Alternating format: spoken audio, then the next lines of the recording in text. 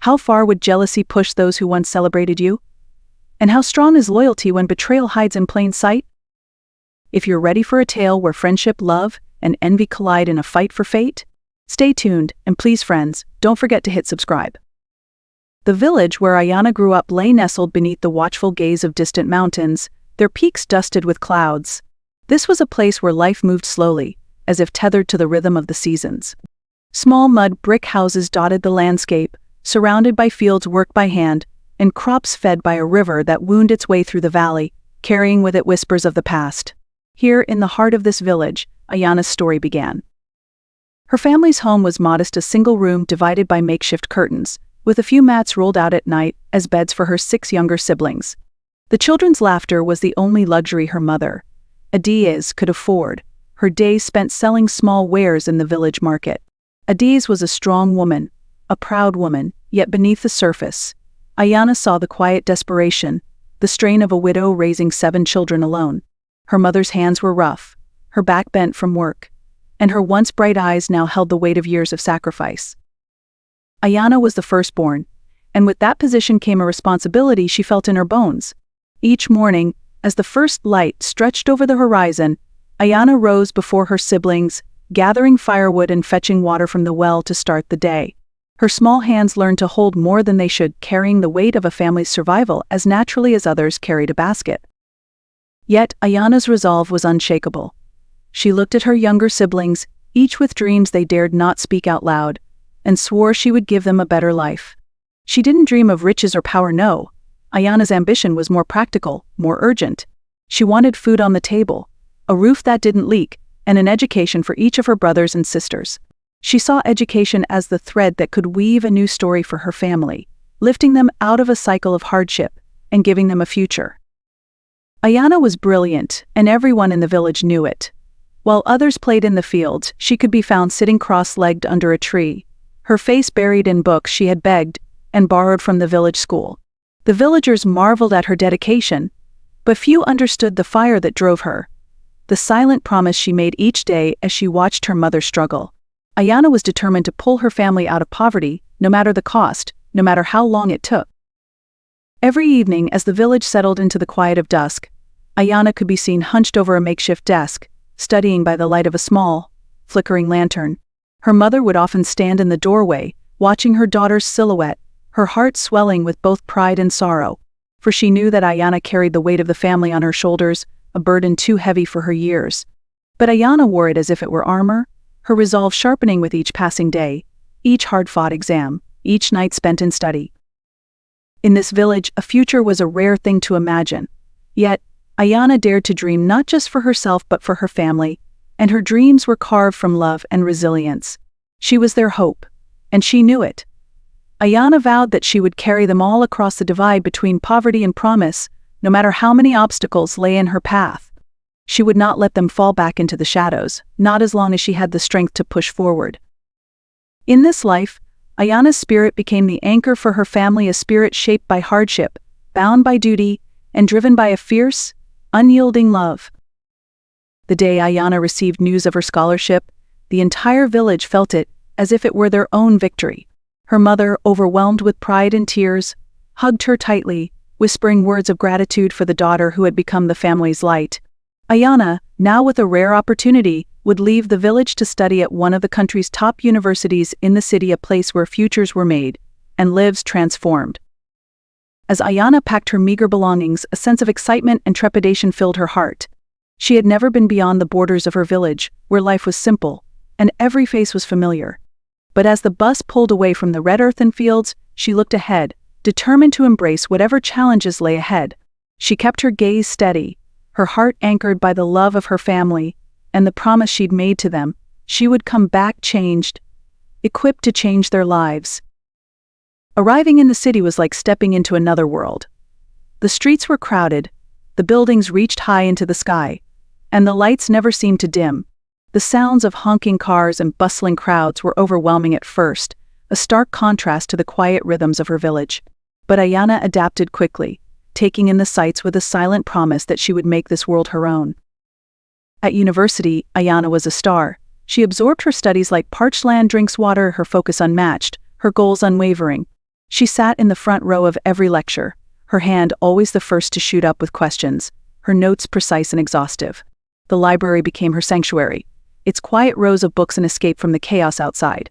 She could often be found sitting there late into the night, her eyes fixed on a page, the world around her fading as she delved deeper into her dreams. Soon, Ayana's dedication attracted attention, and not just from professors impressed by her brilliance. She reunited with 3 childhood friends, girls she had known since their earliest days in the village, Tolu, Zola, and Imani. Though all 4 had found themselves at the same university, they had taken vastly different paths. Where Ayana's days were spent studying and planning for her family's future, her friends were enchanted by the city's allure, the freedom, the parties, the endless whirl of excitement that urban life promised. Tolu, the most charismatic of the 3, embraced the city as if she'd been born for it. Her laughter could be heard from across campus, and she had a way of drawing people to her with a casual, easy charm. Zola, with her impeccable style and love for fashion, turned heads wherever she went, her sense of self tied to the attention she received. Imani, ever the dreamer, drifted through life with an open heart, enamored with the thrill of new experiences and the thrill of city nights. The friends would often invite Ayana out, urging her to come along to gatherings, to live a little, to let loose as they called it. They spent their days lounging in cafes, shopping for the latest fashions, and their nights wrapped in the city's electric hum, moving from one party to the next. To them, university was a place of freedom, an escape from the strictures of home. Ayana would listen to their stories, smiling politely but excusing herself as soon as they turned to planning their next adventure. She had no interest in the city's nightlife or its transient pleasures. While her friends chased excitement, Ayana was chasing a future. She spent her nights not in clubs, but in the quiet corners of the library, where she buried herself in books, driven by a purpose that her friends could not understand. This difference between them soon became a subtle divide. Tolu, Zola, and Imani would tease her gently, calling her the good girl, chiding her for missing out on real life, while she stayed cooped up with her books. They couldn't see why Ayana was so single-minded, why she turned down their invitations, why she didn't seem to care about the attention of boys or the latest trends. Ayana would simply smile and tell them, "There's a time for everything," a quiet conviction in her voice that set her apart. For Ayana, each sacrificed outing, each late-night study session, each missed social gathering was a small price to pay for the vision she held in her heart. She knew why she was here and who was counting on her. Her mind wandered not to parties but to her mother and siblings, to the promise she had made, to the life she envisioned waiting just beyond the next exam, the next semester, the next degree. She was here for something far greater than fun. She was here to change her family's destiny. Yet, beneath the surface, resentment began to simmer in her friends' hearts. It was subtle at first, masked by jokes and teasing, hidden behind their laughter and feigned indifference. But every time Ayana shared a small triumph, every time she quietly refused to join them, every time her disciplined life reminded them of their own aimlessness, something shifted. What had once been lighthearted friendship began to grow heavy, each of her achievements another stone added to the weight between them. Without Ayana realizing it, her drive and success were casting a shadow over her friendships, the seeds of jealousy quietly taking root in the very people who once cheered her on. Ayana's world was about to change in a way she could never have imagined. She met Michael on an ordinary afternoon, at a university-sponsored networking event she'd nearly skipped to study. He stood apart from the crowd, a quiet yet magnetic presence. Unlike the students around him, who boasted their ambitions and accomplishments, Michael carried himself with a calm confidence, a man who had long surpassed the need to prove anything to anyone. His eyes held a warmth tempered by wisdom, and when they met Ayana's, something shifted. Michael was a self-made billionaire, a business mogul who had built his empire from nothing but sheer grit and intelligence. Growing up in a rough part of the city, he knew the weight of struggle and the taste of determination. It was precisely this that drew him to Ayana, her quiet strength, her purpose, her unwavering focus in a world where distractions were plenty. He saw in her a reflection of his own journey, a soul on fire, driven by something deeper than ambition. And from the first glance, he knew he wanted her to be part of his life. Their courtship began slowly, as Michael respected Ayana's cautious nature. He was gentle and attentive, courting her with a sincerity that went beyond material gifts. Every gesture, every word was chosen carefully, with a respect for her dignity and independence. He would surprise her with flowers, a bouquet of roses or sunflowers he'd personally chosen for her after a long day of work. Sometimes he would leave small notes for her in the margins of her study books, scribbled in a neat, confident hand, words of encouragement and admiration that lifted her spirits. Over time, Ayana found herself drawn to his warmth and humor, a side of him that the world rarely saw. Michael was charming without pretense, a man of power yet grounded by humility. He would sit with her for hours, listening intently as she spoke of her family and the dreams she held for them. He became her confidant, her friend, and slowly, her love. With Michael, Ayana felt seen, valued, and cherished, her burdens lightened by his quiet strength. Michael's love for Ayana wasn't just about romance, it was transformative. Seeing her tireless devotion to her family, he took it upon himself to support her dreams. He set up a fund that provided a steady allowance for Ayana, enough to ease her worries about daily needs, and allow her to focus on her studies without the weight of financial stress. But it didn't stop there.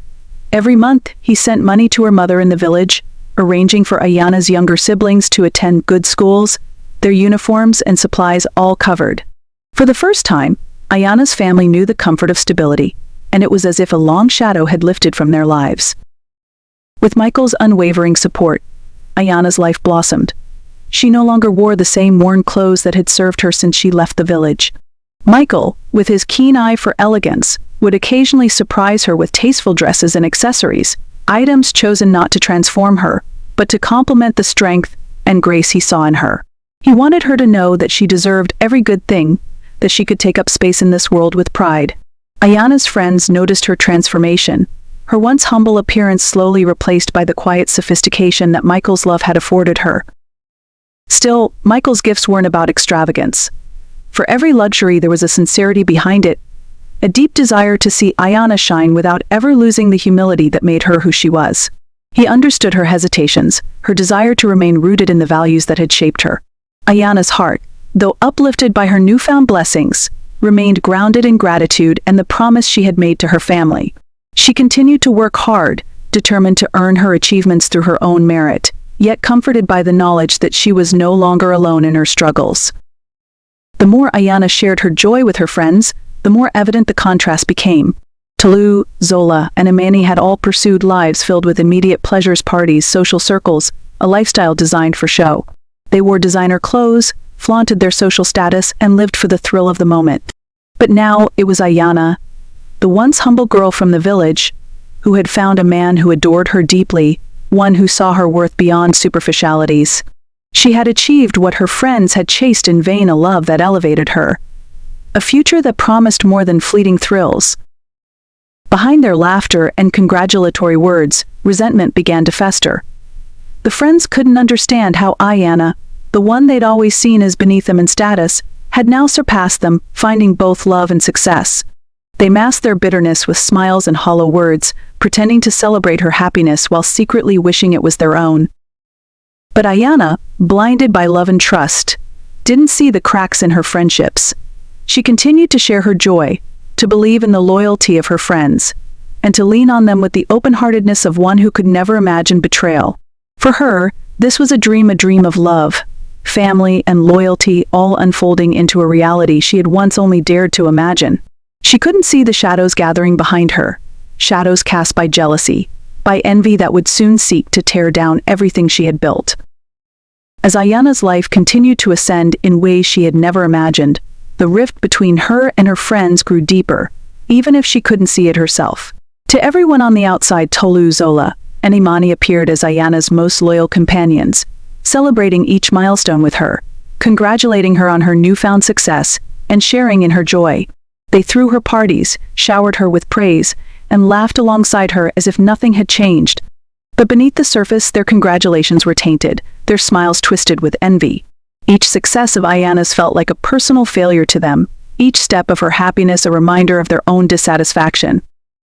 At first, it was subtle.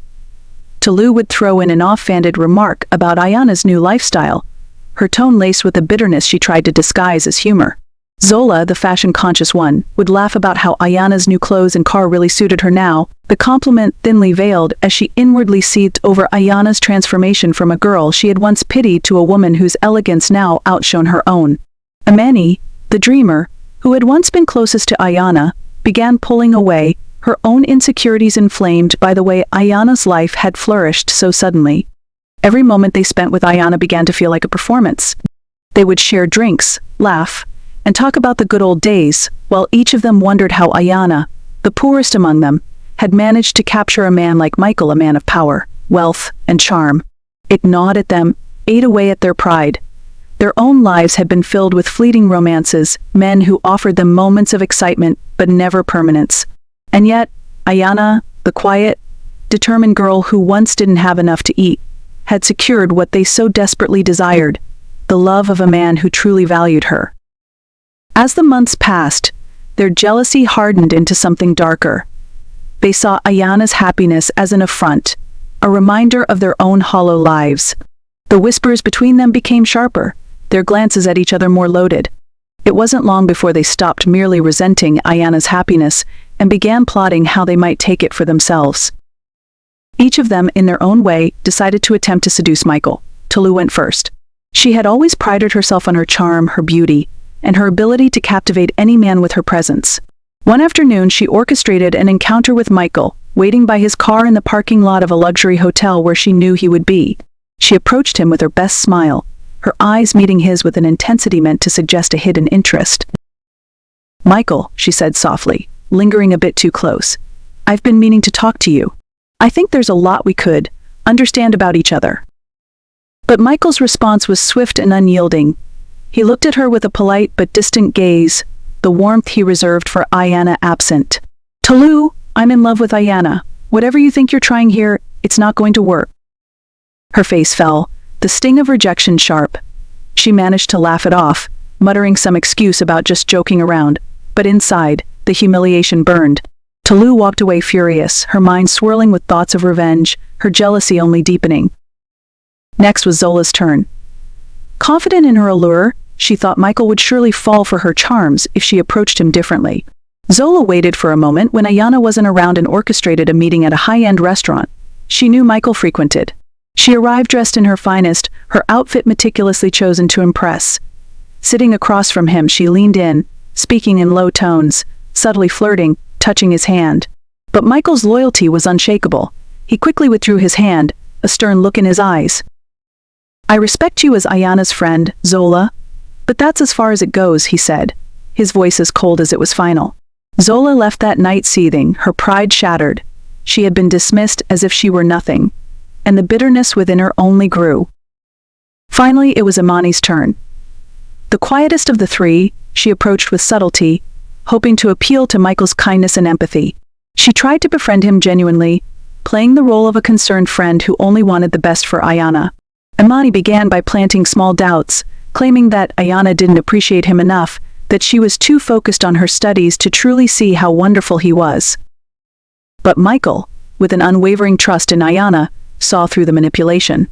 With a steady gaze, he told Imani, "Ayana is everything to me. I trust her, and I know who she is better than anyone else ever could." One by one, the friends had tried, and one by one, they had failed. They returned to their gatherings with Ayana, acting as if nothing had happened, their smiles as forced as the laughter they shared. But now their bitterness was no longer hidden.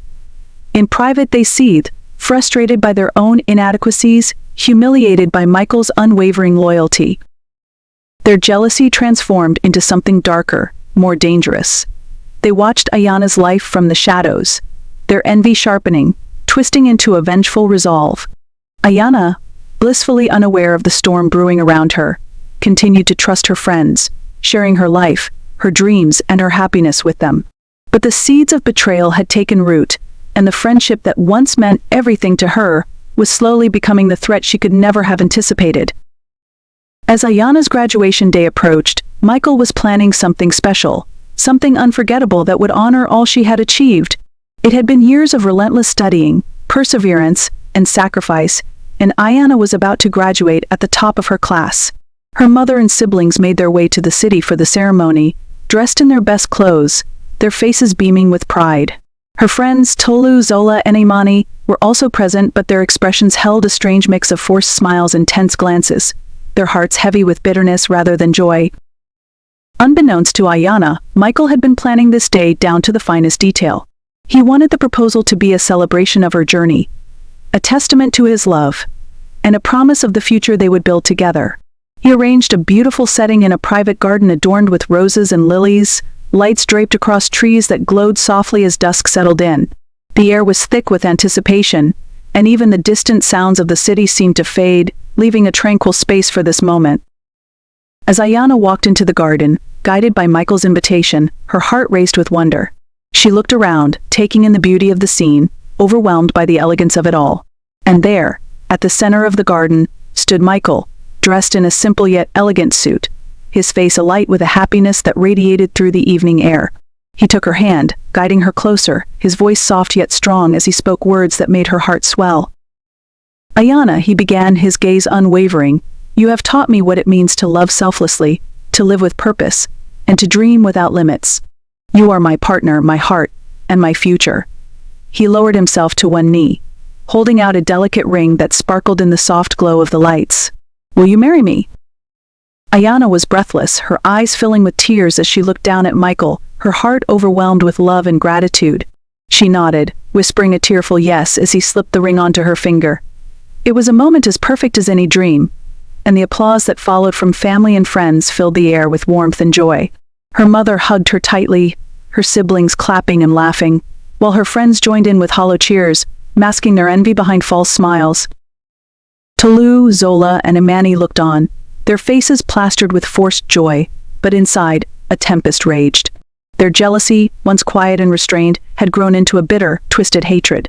They couldn't understand how Ayana, the girl who had once struggled to buy school supplies, had found a life that seemed to them like a fairy tale. Every cheer, every look of admiration from the crowd, every whispered congratulations directed at Ayana felt like a blade twisting in their hearts. As the night went on, the bitterness within them grew unbearable. They watched as Ayana moved through the crowd, radiant, her joy uncontainable as she clung to Michael's arm, greeting guests and sharing her happiness with everyone around her.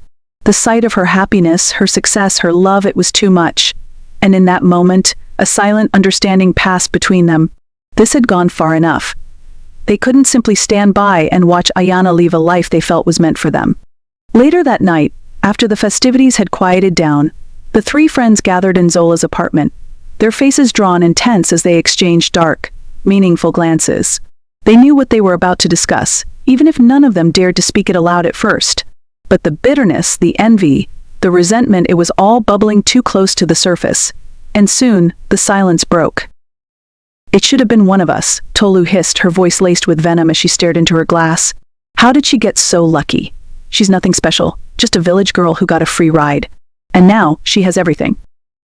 Imani nodded, her usual softness replaced by a hardness that hadn't been there before. "We tried everything, but Michael doesn't even see us. It's like she has him wrapped around her finger." Zola's eyes narrowed, her voice cold and calculating. "We've done everything we could, and yet she still has everything. Maybe it's time we took matters into our own hands. If she's gone, everything will go back to how it was." For a moment, there was a shocked silence as the gravity of Zola's words settled over them. But none of them protested. The jealousy that had simmered within them for so long had now twisted into something darker, something irreversibly dangerous. They didn't speak openly of murder, but the intention was clear, the unspoken agreement forming in the silence. Their plan was taking shape, their minds clouded by envy and hatred, pushing them beyond any moral boundaries they had once held. As the night wore on, they whispered their plans in hushed tones, their faces shadowed by the dim light of the room. They would strike at Ayana's happiest moment, turning her joy into sorrow, her life into tragedy. They didn't care what it would take or how it would end. Their hearts were consumed by one singular, poisonous thought: Ayana had to be erased from their lives. The plan was set. They would wait until Ayana's bachelorette party, the night before her wedding, a night meant to be filled with laughter, love, and celebration. But for Tolu, Zola, and Imani, it would be the perfect moment to strike, to take from Ayana everything she had ever dreamed of. Their friendship had rotted beyond recognition, a bond once filled with shared memories and laughter, now transformed into a pact of betrayal and darkness. As they parted ways that night, each woman carried with her a twisted sense of satisfaction, a sick anticipation of what was to come. They returned to their lives, their forced smiles, their rehearsed congratulations, each one preparing for the moment when they would finally rid themselves of Ayana once and for all. In the days leading up to the wedding, Ayana moved through her days blissfully unaware, her mind filled with thoughts of love and family, her heart overflowing with gratitude. She didn't see the cold glances, the tension simmering beneath her friends' polite words. She didn't know that the very people she trusted most were plotting against her, driven by a jealousy that would ultimately lead them all down a path of no return. Ayana, wrapped in the glow of love and success, was walking straight into the heart of a betrayal that would soon shatter everything she had ever known. The evening of Ayana's bridal shower was filled with an electric sense of joy and anticipation. The venue was beautifully decorated with soft golden lights hanging from the ceiling, casting a warm glow over the room. Tables were adorned with fresh flowers, a blend of roses and lilies, and elegant place settings with tiny gifts wrapped in gold and ivory for each guest. Music filled the air, a gentle, melodic tune that set the mood for celebration. Friends, family, and loved ones all gathered to honor Ayana, their laughter and chatter blending with the clinking of glasses and the rustle of dresses. Ayana, radiant in a white lace dress, stood at the center of it all, her face glowing with happiness and excitement. She hugged her mother, laughed with her cousins, and thanked everyone for being there to celebrate this new chapter of her life. Her eyes sparkled, her cheeks flushed with joy as she moved around the room, her heart brimming with gratitude and love. Everything felt like a dream, as if her life had finally unfolded in the way she had always dared to hope. Amidst the crowd stood Tolu, Zola, and Imani, their faces adorned with forced smiles, their laughter hollow, their eyes dark with the secrets they held. They blended into the joyous crowd, laughing and clinking glasses with other guests, but beneath their polished exteriors was a twisted, festering envy, masked under layers of feigned cheer. Their hands shook slightly, their breaths quickening whenever Ayana looked their way, but they quickly composed themselves, hiding their dark intentions behind a facade of sisterly love. As the evening progressed, the three friends huddled in a quiet corner of the room, watching Ayana's every move. They whispered to each other in low voices, their expressions shifting from forced smiles to grim determination. Tolu held a small vial of poison in her hand, hidden carefully within the folds of her dress. It was colorless, odorless, something that would leave no trace except for a brief, painful struggle, a cruel end to Ayana's fairy tale life. With a quick nod, they signaled each other, moving with purpose towards the table where Ayana's drink had been placed. Ayana was on the other side of the room, laughing with an aunt who had traveled from afar to celebrate with her. She didn't notice as Tolu, Zola, and Imani crowded around her glass, their hands moving swiftly and deliberately, pouring the contents of the vial into her drink before stepping back, leaving no sign of what they had done. Zola gave a small, silent toast, her eyes glinting with satisfaction. Before they dispersed, their expressions smooth and untroubled as they rejoined the party.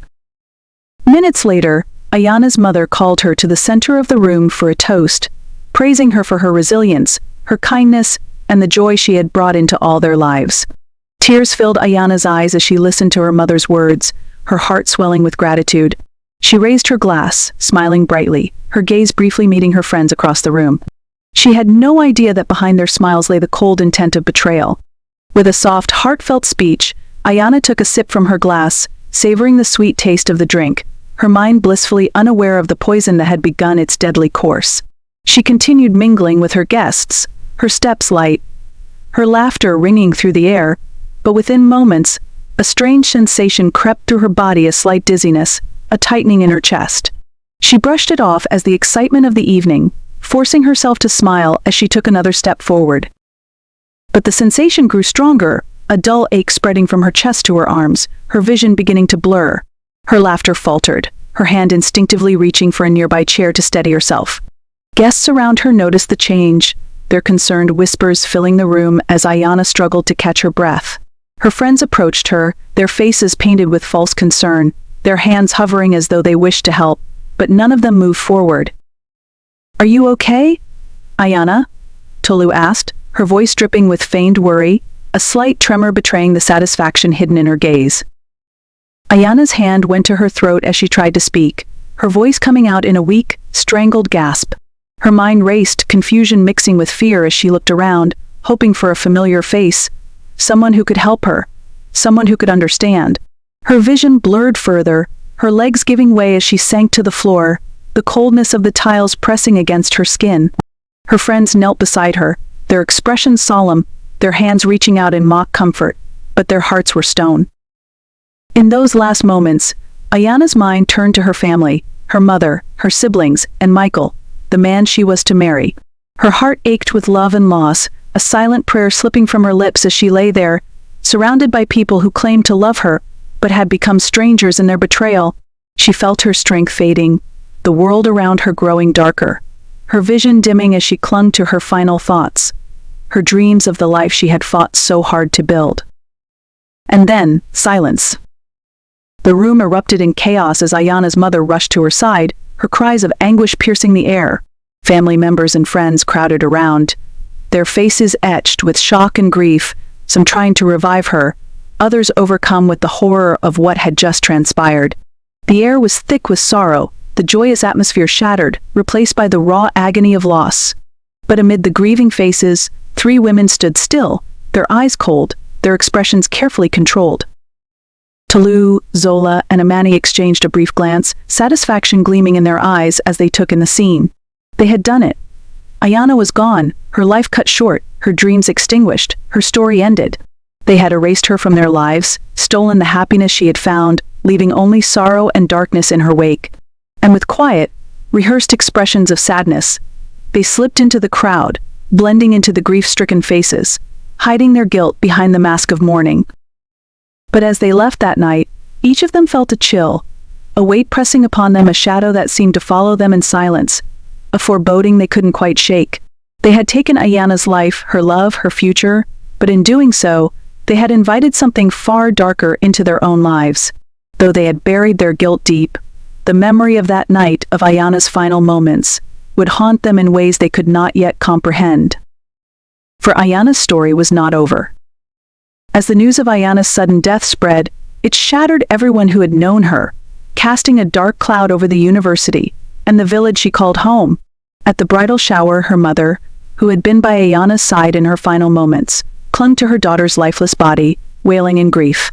Adai's cries echoed through the room, her anguish piercing and raw, her arms wrapped around her daughter as if she could somehow shield her from death itself. She couldn't accept it, her firstborn, her pride and joy, the one who had sacrificed so much for her family, was gone. Back in the village, the family home was consumed by mourning as Ayana's younger siblings struggled to comprehend the tragedy. Friends and neighbors gathered to console them, but nothing could soothe the loss that hung in the air, the absence of the young woman who had been their hope, their promise of a better future. The village fell silent, the usual laughter of children and chatter of adults replaced by the heavy stillness of sorrow. In the city, Michael was devastated. He had spent hours trying to reach her that night, unaware of the tragedy unfolding only a few rooms away.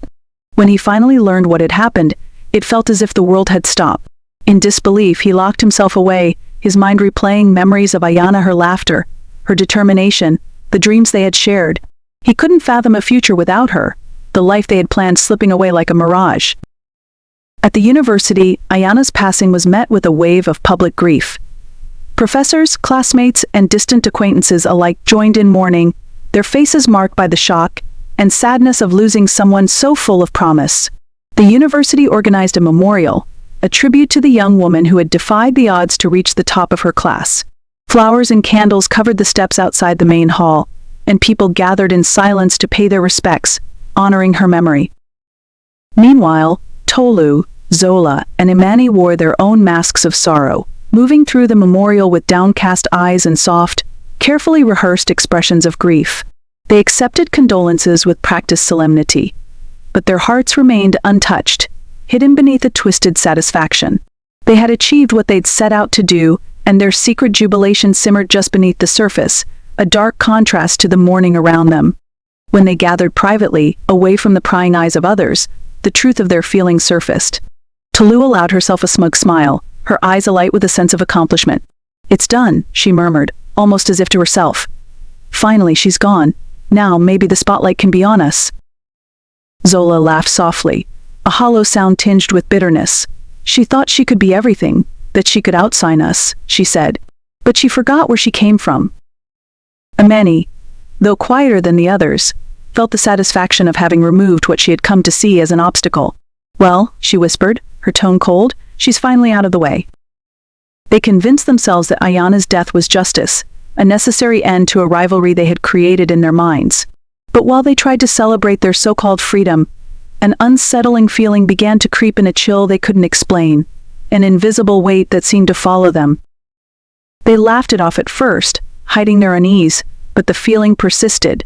People seemed to look at them differently, their glances lasting a moment too long, as if they saw through their masks. Whispers followed them, faint and untraceable, as though everyone knew. The satisfaction they had once felt started to crumble, the sense of triumph slipping away, replaced by a cold shadow of dread that seemed to linger, waiting for the moment they could no longer ignore it. In the weeks following Ayana's death, Tolu, Zola, and Imani tried to resume their lives as though nothing had happened, as though Ayana had never existed. They continued attending parties, smiling for pictures, and mingling with friends. But something felt different, a shadow that loomed over them, invisible yet inescapable. The air around them seemed thicker, colder, and the laughter they once shared began to feel hollow, as if tainted by something unseen. It started with Tolu. Late one night, while she was alone in her apartment, she thought she heard someone calling her name. At first, she dismissed it, shaking her head and telling herself it was just her imagination. But the sound persisted, soft and faint, like a whisper carried on the wind. She turned off the television, her heart pounding as she listened. The voice was unmistakable, low, gentle, but unmistakably Ayana's, echoing her name in the silence of the room. As the days passed, the occurrences grew more frequent, each one more chilling than the last. Tolu began to see flashes of Ayana's face in mirrors, her eyes filled with sadness and accusation. Once she was sure she saw Ayana's reflection in the glass, standing behind her, watching silently. She turned quickly, but there was nothing there, only empty space and the unsettling feeling that someone was watching her. Her once carefree laughter vanished, replaced by a strained smile, her nights filled with a terror she couldn't explain. Zola's haunting took on a different form. She started hearing footsteps following her wherever she went, the faint sound of someone walking just behind her. Though when she turned, there was no one there. At night, she would hear the sound of Ayana's laughter, a soft, mocking sound that filled her with a dread that clawed at her sanity. She tried to sleep with the lights on, hoping it would keep the shadows at bay, but every time she closed her eyes, she saw Ayana standing over her, her face pale, her eyes filled with the silent question, why? For Imani, the haunting was even more personal. Ayana had been her closest friend, and now, her memory weighed on Imani like an anchor. She began to feel Ayana's presence around her, the familiar scent of Ayana's perfume lingering in her room, her laughter echoing faintly in the stillness of the night. Imani started talking to herself, muttering apologies under her breath, as if trying to appease the ghost that haunted her. She would look up from her bed at night, only to find Ayana's silhouette standing by the window, gazing at her with an expression that sent chills down her spine. As the hauntings intensified, each woman grew increasingly paranoid, the guilt and fear gnawing at them, unraveling their minds piece by piece. Their once perfect facades began to crack, the cheerful smiles replaced by dark circles under their eyes, their voices strained and shaky as they tried to maintain appearances. But they couldn't escape the relentless presence of Ayana's spirit, the reminders of what they had done following them wherever they went, like a shadow that clung to their very souls. One night, in a fit of desperation, Tolu gathered Zola and Imani, her voice trembling as she confessed her terror. "She's here. I can feel her.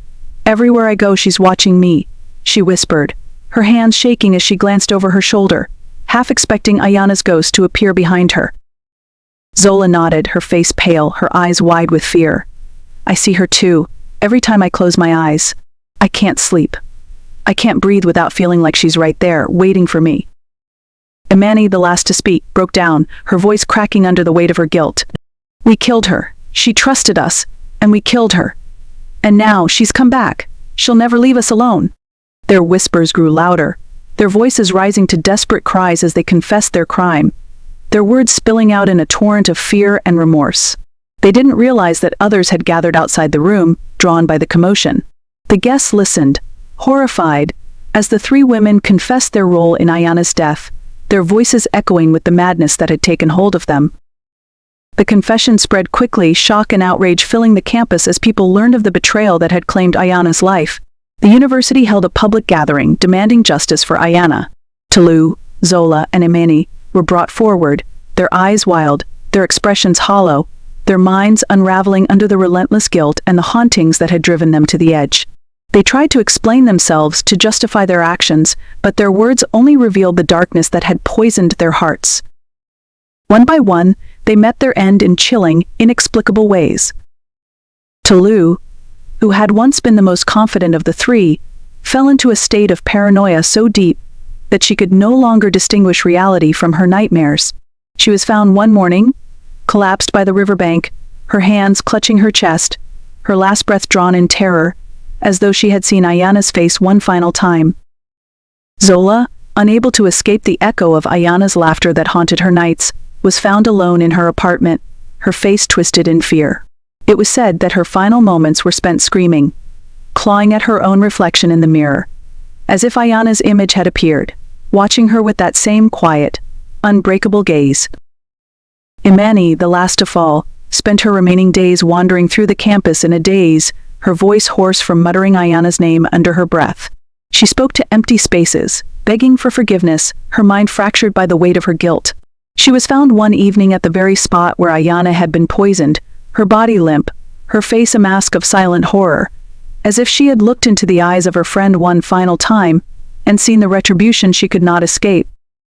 With their demise, Ayana's spirit seemed to find peace. Her loved ones, still grieving but now with a sense of closure, remembered her not for the tragedy of her death, but for the light and strength she had brought into their lives. The campus, once shadowed by her absence, now honored her memory, her story a reminder of the resilience that had defined her life and the justice that had ultimately found its way to those who had betrayed her. And so, the tale of Ayana became a legend, a haunting story that people would tell for years to come, a story of love, betrayal, and the unbreakable spirit of a woman who, even in death, refused to be silenced. The aftermath of Ayana's death, and the haunting fall of those responsible, left an indelible mark on the community, spreading far beyond the campus and village that had once known her. Ayana's story, once one of resilience and triumph, transformed into a powerful, cautionary tale that echoed through the streets and into the hearts of those who heard it. People whispered about her tragic end, reflecting on the brightness she had brought into the world and the shadow that envy had cast over her life. In Ayana's village, elders shared her story with a new solemnity. Around firesides and at family gatherings, they would recount her journey, her humble beginnings, her determination to uplift her family, the sacrifices she made, and the loyalty she displayed even in the face of betrayal. Parents began to tell their children about Ayana, urging them to emulate her hard work and humility, to let her story be a reminder of the importance of loyalty and the destructive power of jealousy. The university also felt the weight of her legacy. Professors began speaking of Ayana in lectures, not only as a student who had been academically outstanding but as a person of character, who had stayed true to her values despite the pressures of a new world. Her life was a shining example of integrity, a quality often overshadowed by ambition and success. Students, inspired by her memory, formed study groups and mentorship circles, reminding each other that success was meant to uplift everyone, not just oneself. Ayana's life and the tragic consequences of envy sparked countless conversations about the importance of friendship built on genuine respect, and the community around the university became more conscious of the subtle harm that jealousy could breed. For many, Ayana's memory became a silent, guiding presence. Those who had known her or heard her story reflected on their own lives, checking their hearts for signs of envy, for hidden resentments that could grow into something dark if left unchecked. Her story served as a mirror, forcing people to examine their intentions, to question the quality of their friendships, and to ask themselves if they were as loyal to their friends as they expected others to be to them. Her life was a reminder that integrity could be as transformative as any academic achievement, and her tragic end became a warning to tread carefully with the bonds of friendship, to nurture them with love and sincerity. But the lesson that resonated most was not about Ayana's hard work or success, but about the danger that jealousy held when left to fester. The envy that had driven her friends to betrayal was a fire that consumed them, one that destroyed not only Ayana's life but ultimately their own. Her story spoke to the idea that jealousy, once it took root, could transform even the closest friends into enemies, leaving devastation in its wake. People learned that jealousy and envy had the power to turn love sour, to twist admiration into resentment, and that unchecked, it could lead one down a path of irreversible ruin. As Ayana's story spread, it carried with it a final message: the strength of love and the destructive force of betrayal. Her relationship with Michael, her unwavering commitment to her family, and the trust she had placed in her friends were reminders of how love could lift a person up, how loyalty could bind people together, and how those values could shape a life of purpose. Yet, her friend's betrayal, born of envy, showed the darker side of human nature, the way jealousy could strip away empathy, corrupt trust, and drive people to unimaginable acts of cruelty. The community ultimately honored Ayana not with statues or plaques, but with changed hearts. People began to approach their relationships with a new awareness, appreciating the value of loyalty and the necessity of guarding against envy. Parents taught their children about kindness, humility, and the dangers of allowing resentment to go unchecked. Friends learned to support one another genuinely, and the memory of Ayana lingered as a reminder that real strength lay not in outward success, but in the sincerity and purity of one's intentions. In the end, Ayana's life and death became a legacy that carried a powerful moral: love and loyalty are the strongest bonds, and envy, left to grow, is a poison that will only bring ruin to those who harbor it. Her story encouraged people to cherish their friendships, to nurture them with honesty, and to value the success of others as much as their own. The memory of Ayana was a call to all who knew of her to live with integrity, to reject the corrosive influence of jealousy, and to choose kindness over resentment.